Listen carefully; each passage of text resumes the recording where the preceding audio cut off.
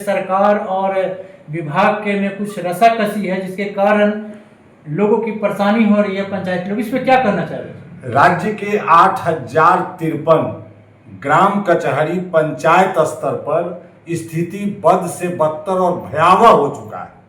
चूंकि आम जनता को अभी आप देख रहे हैं, मैट्रिक का एग्जाम खत्म हुआ, इंटर का एग्जाम खत्म हुआ, गांव देहात के लोग मैट्रिक और इंटर का एग्जाम के बाद लोग नौकरी पेशा के लिए आवेदन देने लगते हैं, उच्च शिक्षा के लिए आवेदन देते हैं, उसके लिए EWS आय, आवासीय जाति, ये सब उनको बनाना पड़ता है। वही अभी लगन का समय है, अभी बहन बेटियों की शादी के लिए जमीन का खरीद बिक्री तरह तरह की बातें हैं। सरकार कह रही है कि बंटवारा कराइए, परिमार्जन कराइए, आपस में सारा लफड़ा खत्म कीजिए। आखिर ये सब होगा कहाँ से? ये सब के सब होते हैं अंचल कार्यालय से। अंचल कार्यालय में ये समझिए लगभग 1 महीना होने को है, अंचल कार्यालय बंद है, ठप है। वहाँ जो काउंटर चलता है वो काउंटर बंद है, जनता का एक काम नहीं हो रहा है। उनका जो पदाधिकारी हैं, अंचलाधिकारी हैं, RO हैं या उनके जो कर्मचारी हैं, सब के सब जानकारी मिल रही है कि हड़ताल पर है। क्यों हड़ताल पर है भाई? आखिर कुछ न कुछ बात समस्या तो होगी। उस समस्या का निदान राज्य सरकार क्यों नहीं अविलंब कर और करा रही है? क्यों इस तरह का ऊहापोह की स्थिति पूरे बिहार में आज उत्पन्न है? वही माननीय मुख्यमंत्री कहते हैं कि न्याय के साथ विकास होगा। न्याय के साथ विकास कैसे होगा? सबसे बड़ी समस्या न्याय के क्षेत्र में जमीनी विवाद है, और जब तक जमीनी विवाद नहीं समाप्त होगा तब तक न्याय के साथ विकास का अवधारणा। अब एक बात और आप देखने को मिल रहा है, मुख्यमंत्री चाहते हैं कन्या विवाह भवन बने, चाहते हैं पंचायत सरकार भवन बने, पुस्तकालय बने, अंबेडकर भवन बने, वही सामुदायिक भवन बने। इसका NOC कौन देगा? NOC नहीं मिल रहा है। NOC तो CO साहब देंगे। CO साहब हड़ताल पर हैं। आखिर क्यों हड़ताल पर है? जब राजस्व एवं भूमि सुधार विभाग के पदाधिकारी ही हड़ताल पर रहेंगे तो फिर न्याय कैसे मिलेगा? जिस वजह से हम लोगों को जो परेशानी झेलना पड़ रहा है वो और दुखदायी है। अभी हमारा चुनाव का समय है, आम जनता सीधा मेरे पास आता है कि आपको मैंने वोट दिया है, मुखिया बनाया है, सरपंच बनाया है, समिति बनाया है, जिला परिषद बनाया है, या कोई भी पंच बनाया है, उप सरपंच बनाया है, हमको सीधा का सीधा मेरा काम कीजिए। जो मेरे अधिकार क्षेत्र में नहीं है, ग्राम कचहरी जिसको देख नहीं सकता, सुन नहीं सकता, अब जनता का दबाव है, मेरा सामने चुनाव है, हम क्षेत्र में जाएंगे तो वही जनता जनार्दन हमको कहेंगे कि मैं आपके यहाँ गया था, आपने मेरा काम नहीं किया।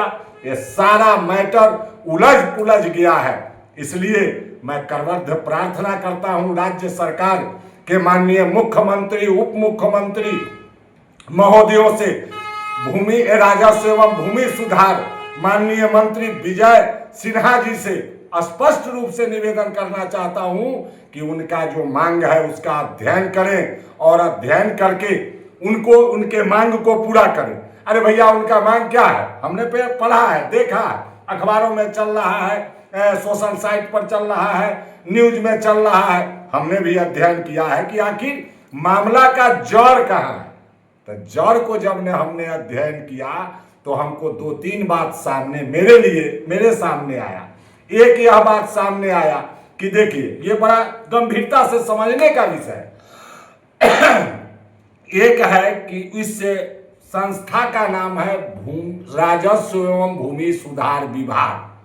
तो राजस्व के जो पदधारक हैं वो CO हैं, RO हैं, कर्मचारी हैं और CI है, क्या क्या है वो जाने, उनका काम जाने।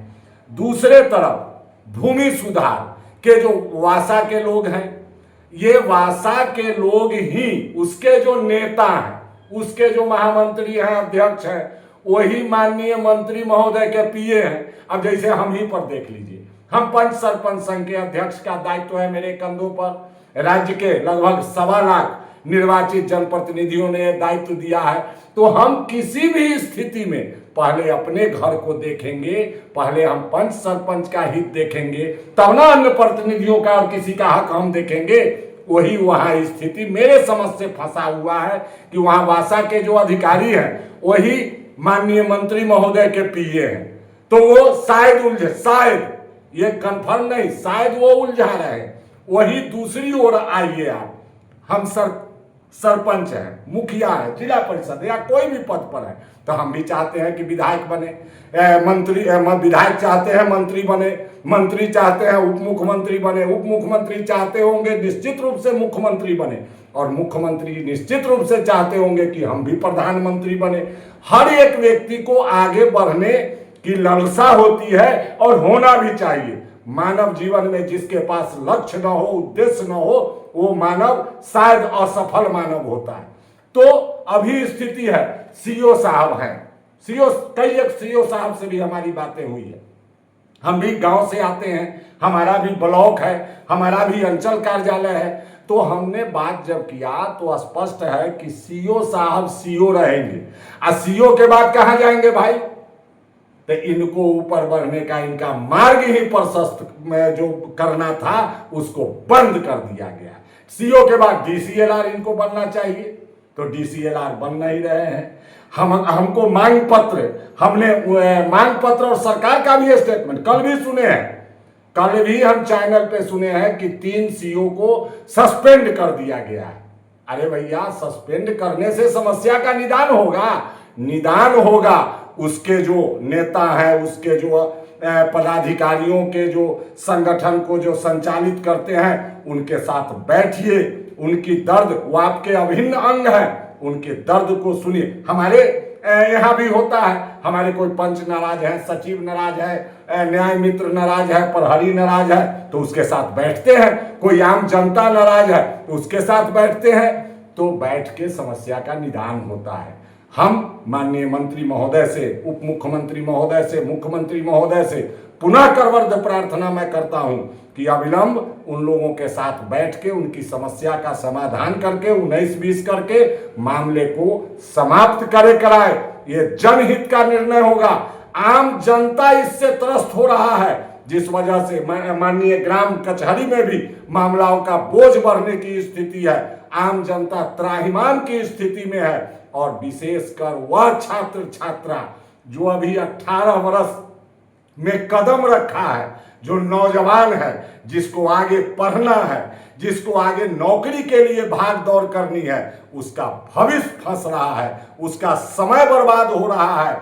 आने वाला भविष्य, यूं कहे कि मेरे बिहार का नौनिहाल जो आने वाला भविष्य है उस पर खतरा मंडरा रहा है। इसलिए मैं स्पष्ट रूप से कहना चाहता हूं कि इस हड़ताल को अविलंब समाप्त कराया जाना चाहिए। पुनः सभी सीओ और आरओ सभी को कार्य पर लौटाया जाना चाहिए, ताकि आम जनता को न्याय के साथ विकास का मार्ग उनका प्रशस्त हो सके, और आम जनता का सभी लंबित, अभी दाखिल खारिज से लेके सारा तरह का कार्य लंबित है, जो अविलंब सुचारू रूप से संचालित